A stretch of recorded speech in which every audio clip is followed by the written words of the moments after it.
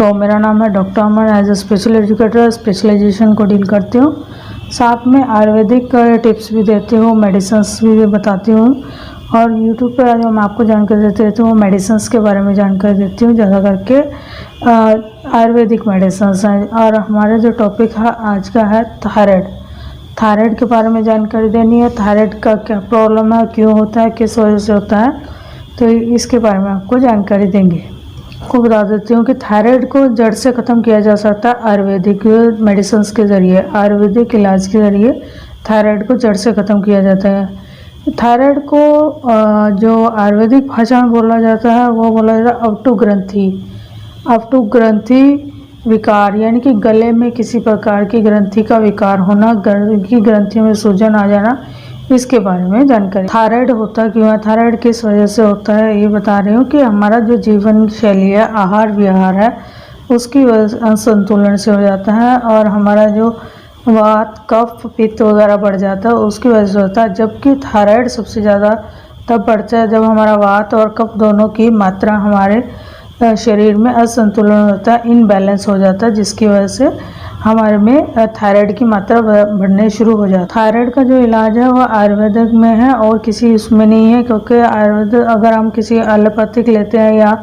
Other English medicine लेते हैं वो हमारा उसको जड़ से कभी ख़त्म नहीं करती। जबकि आयुर्वेदिक में जो है वो जड़ से ख़त्म हो जाता है। थायराइड से कोई भी हो, हाइपो हो या हाइपर हो, दोनों ही ख़त्म हो जाते हैं।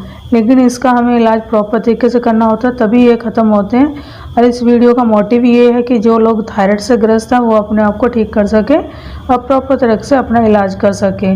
जैसे कि मेरे कई दोस्तों ने पूछा कि मैम थायराइड के बारे में बताइए, थायराइड का कैसे करना है, तो ये वीडियो उन्हीं के लिए है, उन लोगों के लिए स्पेशल है।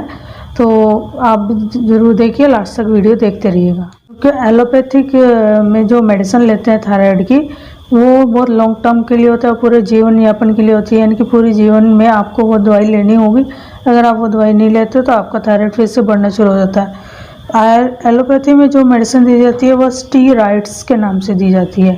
स्टीरॉइड्स एक केमिकल है, एसिड्स टाइप का है जो दिया जाता है, और इससे यह कि हमारी बॉडी के लिए काफ़ी हार्मफुल होता है, हानिकारक होता है। दोस्तों आप सोचते होंगे व्हाट इज़ थायराइड क्या है, थायराइड कैसे होता है, क्यों होता है, तो आज इसके बारे में जानकारी दे रही हूँ। What is the thyroid. तो जो थायराइड है वो ग्लैंड्स की, हमारी थायराइड ग्लैंड्स की जो सबसे बड़ी ग्रंथि है, वो उसमें एक ग्रंथियाँ होती हैं, अस्वादित ग्रंथियाँ होती हैं, जिससे हमारे चयापचय पचन के जो पाचन क्रिया उसको चलाने के लिए यूज़ होती हैं।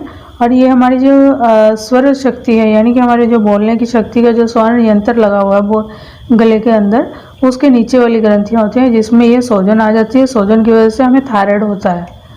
तो थायराइड को हम T3 के नाम से भी जानते हैं, T3 के नाम से टेस्ट भी होता है।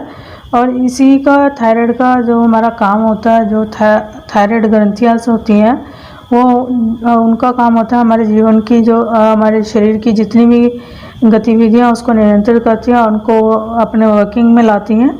अगर इनका इनबैलेंस हो जाता है, असंतुलन हो जाता है, तो ये हमारे लिए हानिकारक हो जाता है। थायराइड की जो ग्रंथियाँ होती हैं वो हार्मोन इम्बैलेंस के लिए होती हैं, और अगर इनका अनबैलेंस होता है तो हमारे अंदर थायराइड के पनपना शुरू हो जाता है, थायराइड होना शुरू हो जाता है। तो ये किस प्रकार से होता है मैं बता रही हूँ। बॉडी में दो प्रकार का थायराइड पाया जाएगा, एक आएगा हाइपर थायराइडिज्म, दूसरा होगा हाइपोथायराइडिज्म। पहला थायराइड है थायराइड हाइपर थायराइडिज्म है।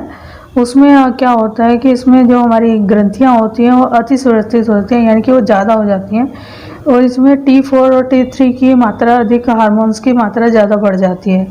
ये ज़्यादा करके पुरुषों में नहीं, महिलाओं में पाया जाता है, और इससे हमारे जो हार्मोन इनबैलेंस हो जाते हैं, इसमें मात्राएं ज़्यादा हो जाती है T4 T3 की। दोस्तों हाइपरथायराइडिज्म में आपको क्या पहचान है मैं बता देती हूँ। इसमें आपको घबराहट होएगी, चिड़चिड़ापन होगा, दिल की धड़कन तेज हो जाएगी, आपकी आना शुरू हो जाएगा, आपको हाथों पैरों में कंपन शुरू हो जाएगी, वाइब्रेशन होनी शुरू हो जाएगी हाथ पैरों में, और बालों का पतला होना और झड़ना भी शुरू हो जाएंगे। नींद कम आएगी, नींद आने में परेशानी होगी, आपको नींद नहीं आएगी, आपकी मांसपेशियां कमज़ोर होने लग जाएंगी, दर्द रहने लग जाएगा मांसपेशियों में, हाथ पैरों में दर्द रहना शुरू हो जाएगा, कभी सर में दर्द रहेगा तो आपके इससे आपको पता लग सकता है कि आपके थायराइड इनबैलेंस हो रहा है। आप उसको चेक करवा के उसकी मेडिसिन ले सकते हैं। अगला कारण है कि अगर आपको भूख बहुत ज़्यादा लगती है और उससे आपका वज़न भी नहीं बढ़ रहा है, भूख ज़्यादा लग रही है, आप खाना भी अच्छा खा रहे हो और आपका वज़न भी नहीं बढ़ रहा, तो इसका मतलब है कि आपके अंदर थायराइड की ग्रंथियों में कोई इनबैलेंस हो गया है।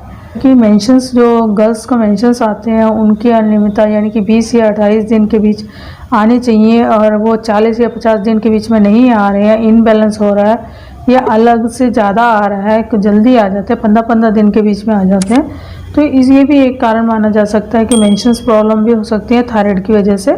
आप उसको भी चेक कर सकते हैं। जो हाइपरथायराइडिज्म है इसमें ये हो सकता है कि आपकी बॉडी में कैल्शियम बहुत जल्दी से ख़त्म होना शुरू हो जाएगा, आपके हड्डियां टूटनी शुरू हो सकते हैं या कमज़ोर होनी शुरू हो जाएंगी, यानी कि कैल्शियम की अधिक से मात्रा आप में कम होने लग जाएगी। ये जो लक्षण मैंने बताए थे हाइपरथायराइडिज्म के हैं। अभी जो मैं बस नेक्स्ट जो बता रही हूँ वो है हाइपोथायराइडिज्म के।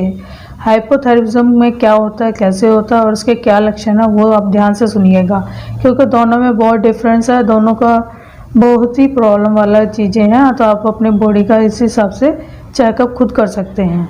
तो जो हाइपोथायराइडिज्म है उसमें क्या होता है, इसमें आपके जो दिल की धड़कन है वो धीमी हो जाएगी, यानी कि आपका दिल की जो गति है वो बहुत धीरे धीरे चलेगी। आप उसको महसूस कर सकते हैं कि आपकी धड़कन बहुत स्लो चल रही है, थकान आपको रहनी शुरू हो जाएगी, आपकी बॉडी हमेशा थका थका रहेगा, आपको अनिद्रा की भी प्रॉब्लम रहेगी, थकान भी रहेगी। दोस्तों हाइपो में आपको क्या होगा, हाइपोथायराइड्स में आपको होगा कि आपको वज़न आपका बढ़ना शुरू हो जाएगा, यानी कि मेटाबॉलिज्म की मात्रा कम होने लग जाएगी और वज़न बढ़ना शुरू हो जाएगा, इससे भी आपको प्रॉब्लम आनी शुरू हो जाएगी। दोस्तों आपको डिप्रेशन की प्रॉब्लम हो सकती है, अवसाद हो सकता है। अवसाद यानी कि डिप्रेशन, आप किसी से बात करना पसंद नहीं करोगे, अकेलापन रहेगा, उदासी रहेगी मन में, ये भी प्रॉब्लम हो सकती है। नेक्स्ट आपको सर्दी, यानी कि सर्दी आपको जल्दी पकड़ लेगी। अगर हाइपोथायराइड्स है तो आपको सर्दी जल्दी पकड़ सकती है, सर्दी का प्रॉब्लम आ सकती है।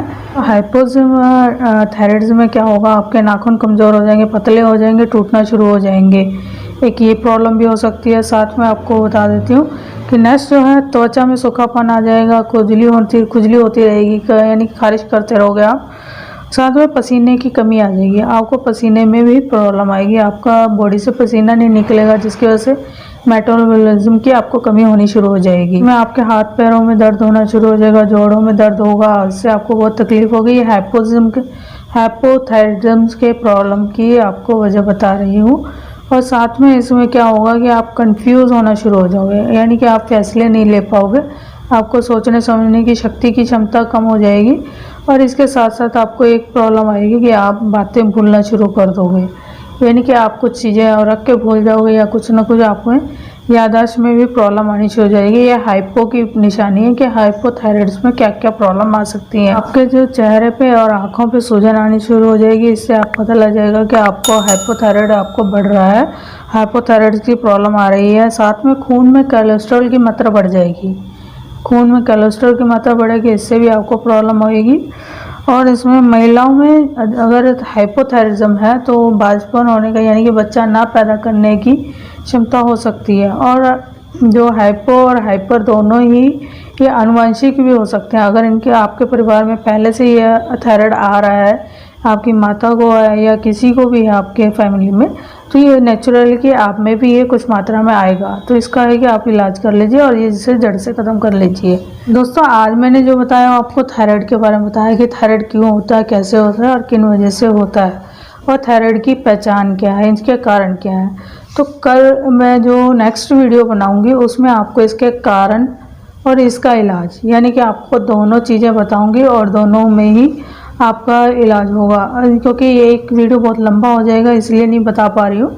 जो नेक्स्ट वीडियो होगा उसमें आपको इसका इलाज जो कि आयुर्वेदिक होगा, 100% होगा और आपका इलाज प्रॉपर होगा और उसको जड़ से आप ख़त्म कर सकते हो।